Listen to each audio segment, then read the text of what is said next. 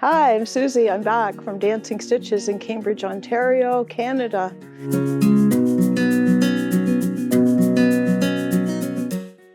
Thank you for all of your suggestions that you took the time to comment on our video. Much appreciated.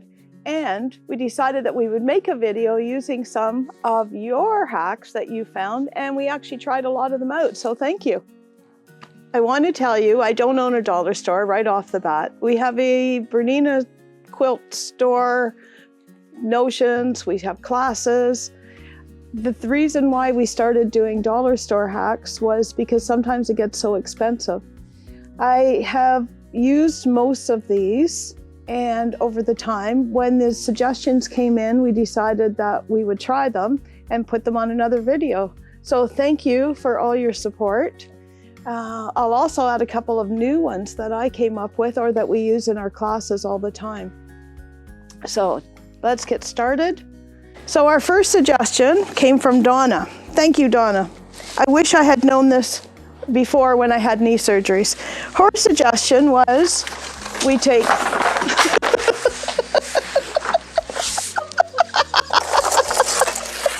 oh, for God's sakes.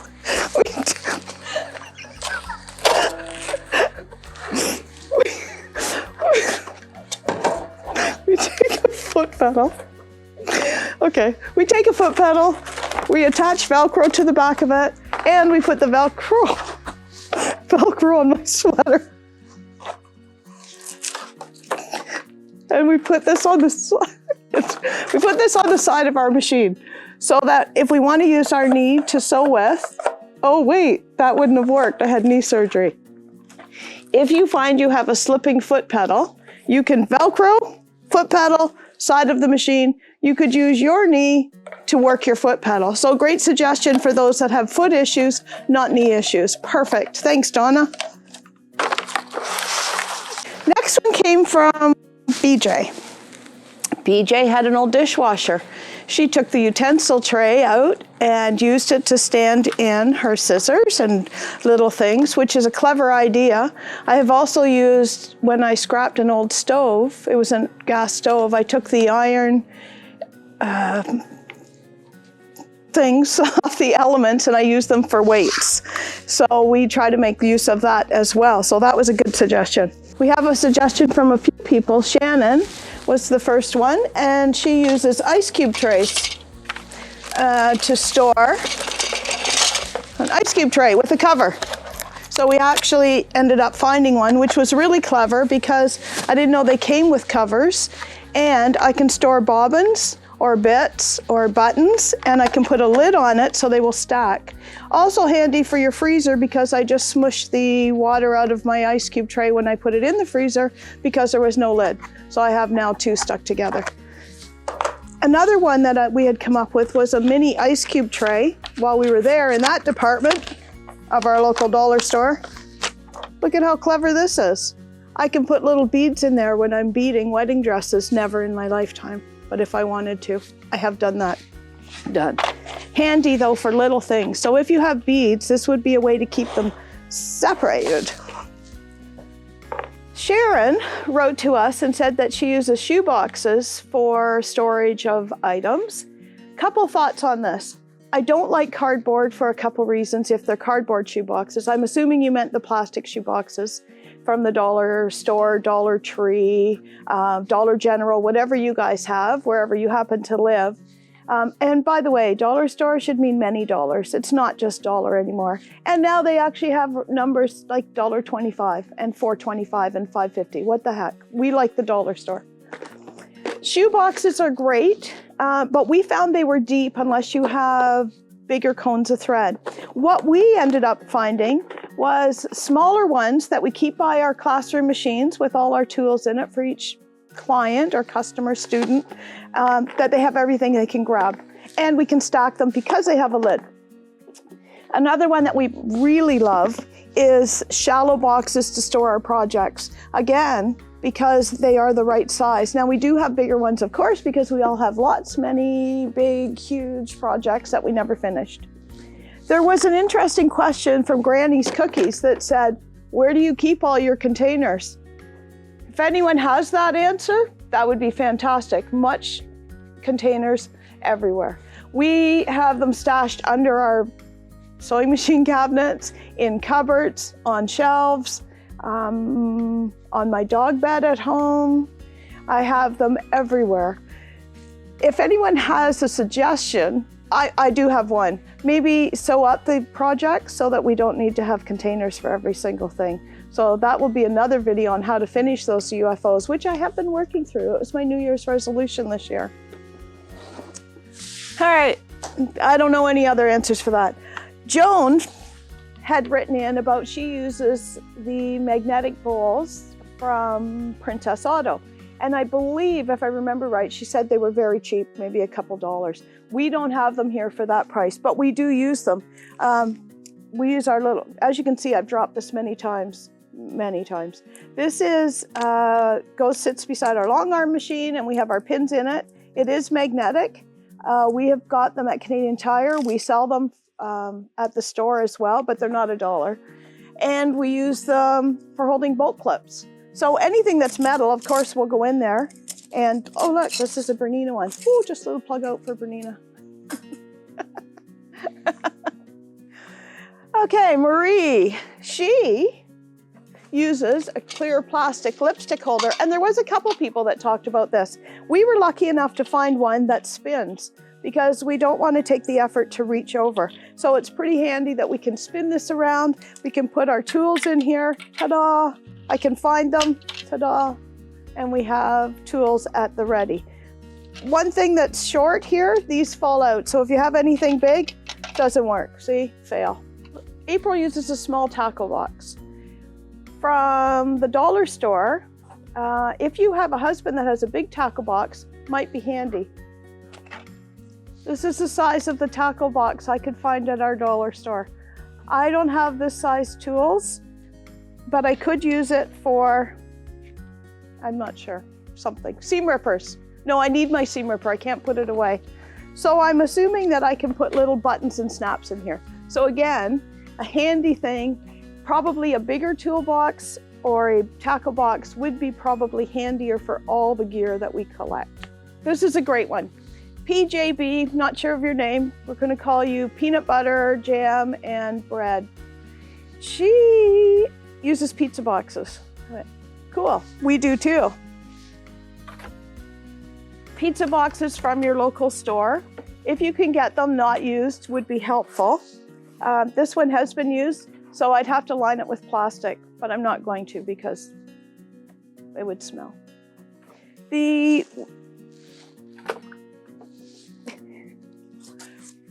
can buy pizza boxes from a restaurant supply place, and we do use them to ship out orders. And I have used them for kits and projects. Again, I don't love to hide my projects in cardboard. I feel that if it could get damp, it will. My basement will for sure leak because the containers are on the floor. And also they can smell after a while. But great for short-term storage or if you're shipping out a project, because we do. Rebecca had an interesting one. We have scissors, of course, many, many, many pairs. So we have our good scissors and we have our crappy scissors. Crappy scissors came from the dollar store. Good scissors comes from a quilting store. She tied your salvage edge around the pair of scissors that you can use for cutting up crappy things. So, good idea because people get them mixed up here in our classroom all the time. So our good scissors are for fabric and paper. Myth about the cutting paper with your scissors, by the way. Paper will not dull your scissors. Cardboard, zippers, sequins, that kind of thing, I use these scissors for, but I do use my regular sewing scissors for cutting out patterns. I'm not sure if you know this, and you probably do because you guys are all so smart. On your salvage edge of your fabric, there is your collection name, your designer name, the distributor name, and the cutest little things that they put little designs on. So these are the colors that are actually in this fabric. So if you needed to take some of your fabric to the store to match up anything, whether you need to replace some or you need to match a contrasting color, all of your colors are right here on the Salvage. So we collect them because someday when we have nothing to do, we are going to sew them all together and make something. So we have bins of these Salvages, yet another hoarding thing. So call all your friends, get them to save your Salvages, and then you too has free fabric. We also use these actually for stabilizing shoulder seams. So if you have a knit, you can take a piece of Salvage and stitch it onto your seam, and then it won't stretch down. So you can buy stay tape, you can buy twill tape, or you could use your Salvage. I cut these off when we're sewing. We don't use them because they're too thick and they'll pucker in your seam. We have enough puckering going on. We don't need to have Salvage issues as well. So thank you for that. We are going to tie Salvages that we can part with, the other side with no printing, onto all our crappy scissors. One of the things that somebody had written about was that spitting on your blood doesn't work to take it out of fabric. We have used it. I had done a wedding dress, bridesmaid dress. It was the night before. The girl needed it altered, and it was mint green, and I had gotten blood right here, just right here, right here. So imagine my horking and spitting on that dress all of a sudden to get the blood out. Worked. Second one was I had taken a grandson to hockey who got a nosebleed on his brand new jersey, white. Oh, crap. So start spitting, guy, and it did take the blood out. So I know people have said to use hydrogen peroxide and different things. The only thing I have ever done was spit on it. Sorry, it's not very sanitary. I shouldn't tell people that things I've worked on have my spit, but you know, it is what it is. Connie had sent us a message about painter's tape, and we do use painter's tape. We use painter's tape. I'm not sure if we talked about it in the last video, but what we use it for is holding, oh, this must be dollar store. It just shredded. Okay, so if you can get a good grip here on this tape, oh, there we go. All right, I have used this to piece batting together and zigzagged it. We've used it to hold zippers in place. We've used it for straight line quilting on bags because we can line that up and stitch beside it. And if you got it going nicely, you'd have a nice straight edge. If you don't, you got a feathered edge. So we do use a lot of tape here. It gets caught in my hair every time. Valerie had wrote about friction pens and writing secret messages on her family's back jackets. They can come back in minus 10-degree weather. As we live in Canada, that could be quite often. If you live in Florida, not an issue. So I too thought I would write something rude on the back of my daughter's jacket, but she's on to me, so I can't do it. We still use friction pens, and they actually have come out with a solvent that will take it out. We still use them. Another thing that people asked a lot about was the spatulas that we use for ironing. So this is a bit of a fail, even though I did suggest it. So this was our $17 Martelli brand. This was our Dollar Tree $1.25 brand. So how you use it is, if you had an iron, we'll pretend this is an iron. It is, but it's in the box. I would iron and I would hold my fabric down and it's my extra finger, so I'm not ironing my finger. In theory, works perfectly. If you touch the iron on the $1.25 spatula, it melted. So it actually melted to my iron. So although we use it, we are careful not to touch the iron. If we're really doing something lovely and we really need to get into it, we do use our Martelli brand, not a plug. I'm just saying that this one is okay. Don't touch it with your iron. It melted. A couple of people wrote in, talked about using a pants hanger to store blocks on. Pretty clever because they do get wrinkled. You can also hold small runners, and we have used them to hold fabric. So if we're auditioning fabrics, we'll line them up, hang it up, and we can see what works. We just layer them down. Or I use it to store fabric. No, I want to use it to store fabric. I have too many. I do not have a closet big enough to hold it. Another suggestion that we had a few times was these under the sink mats.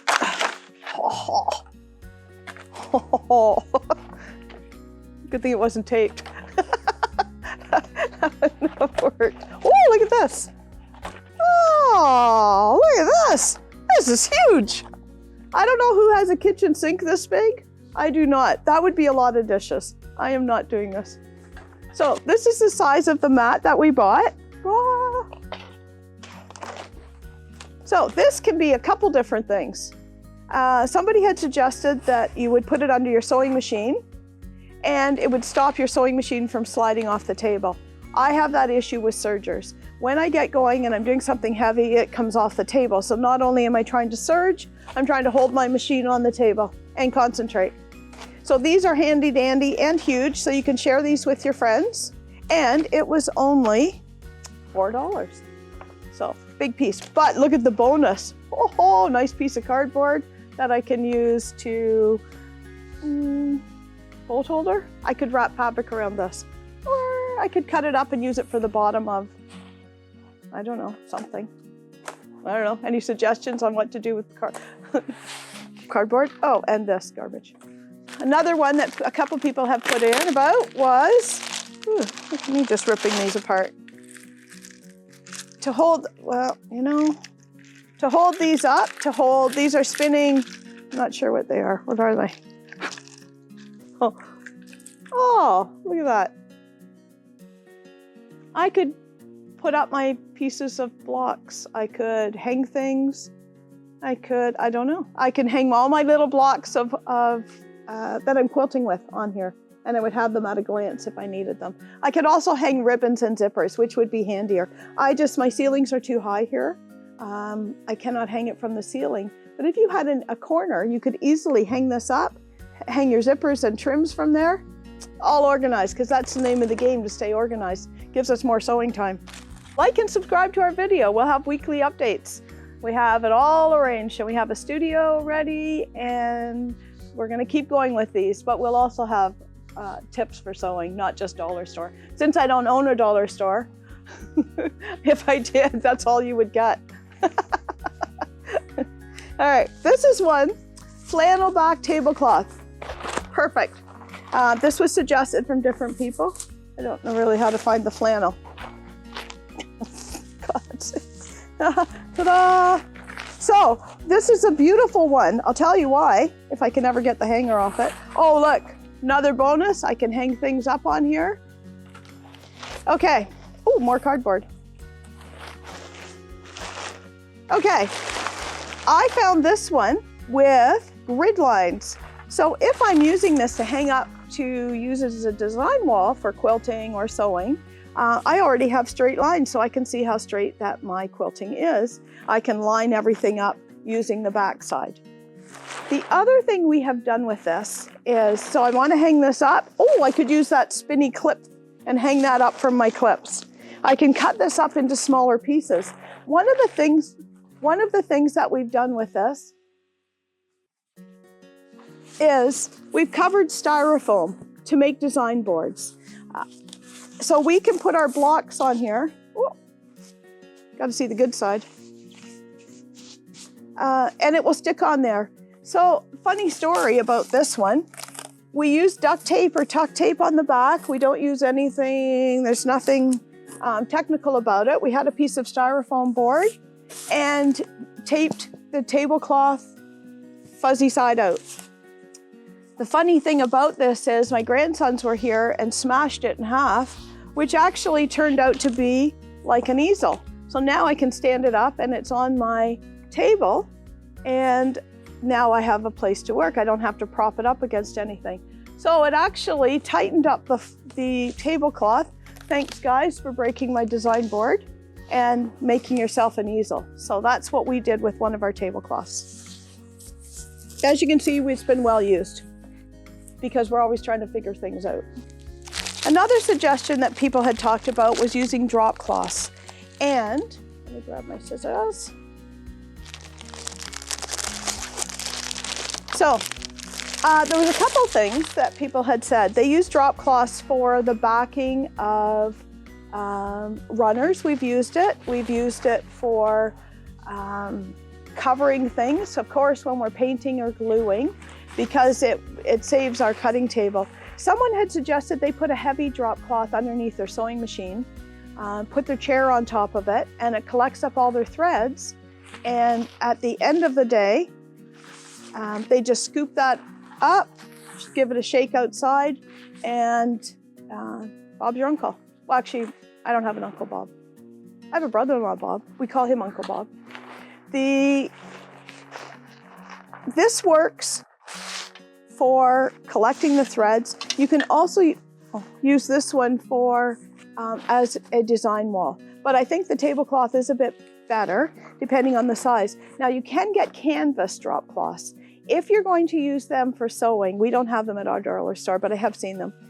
You have to pre-shrink that if it's something you're going to wash, because they're such a loose woven cotton, they shrink quite a bit.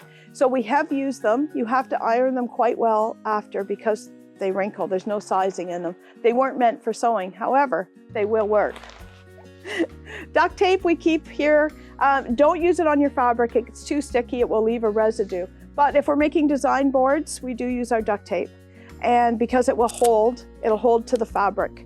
One of the things I do want to talk about that's not a dollar store hack is, well, I wanted to tell you my wealth of knowledge on pin cushions. So this is a very old one. This one is a tomato, and you all have seen these tomato pin cushions.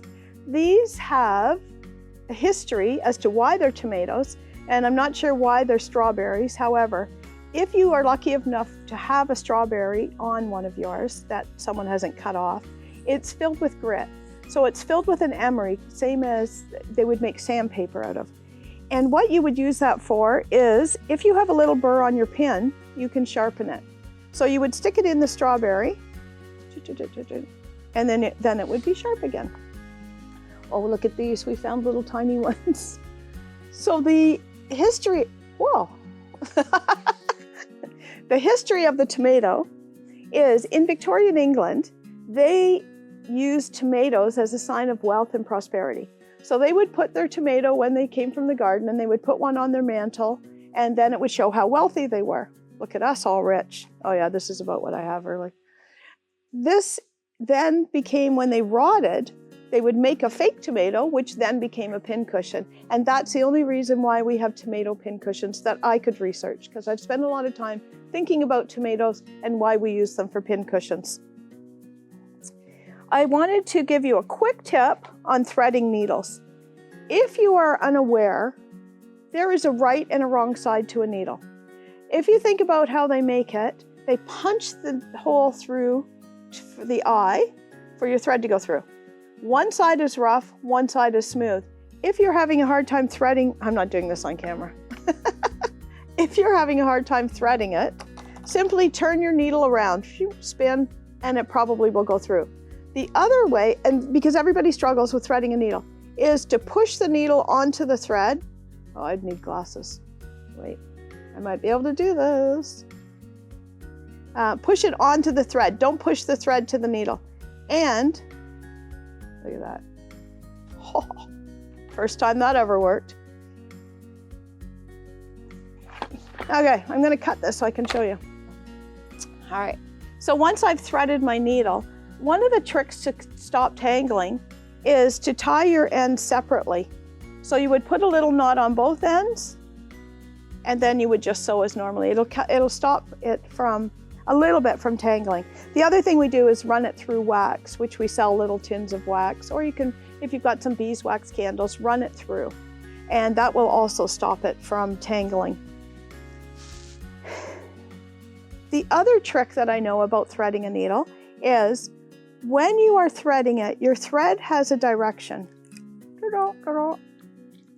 So I am going to thread it from the top coming off with my spool upright. If I do it this way and I cut it upside down, thread has little, it looks like little evergreen tree if you looked under a microscope. So if it's smooth coming this way, I have a better chance of it going through the eye of my needle and less tangling when I'm hand sewing. The other thing you may want to know is you can take the bottom off your threads. Maybe. Sounds like a mouse in there. These will unscrew and you can store a needle in there if you're looking for a spot to store a needle. We have pin cushions, we store them in here. I want to just give you one quick rundown on thread. If you have old thread, myth, I was taught that thread deteriorated after 2 years. Not true. I have an old quilt on my bed. It's still hanging in there. It was my grandmother's. I have found old thread. This one does not work. It snapped easily. But we have found old thread, probably not these, that didn't break. So if you give it a snap test and it still snaps, like a new spool of thread, you can go ahead and use that thread. I would check first because I have used thread that kept breaking. And it's a way to use up some of that inherited boxes of thread that you have. When I was trying to find things, I just wanted to say one more thing that you may have overlooked, a treasure in your house for sewing with. This is dryer lint under netting. Dryer lint I've used for landscape projects, for background of skies, because I've done some Mennonite pictures and there's kind of gray and dull, so I had no fabric. But I did have lots of dryer lint because, again, with the salvages that I keep, I store my dryer lint. This one, I just made a dryer out of it for a little diorama I made with a girl giving the finger to the washer in a suitcase.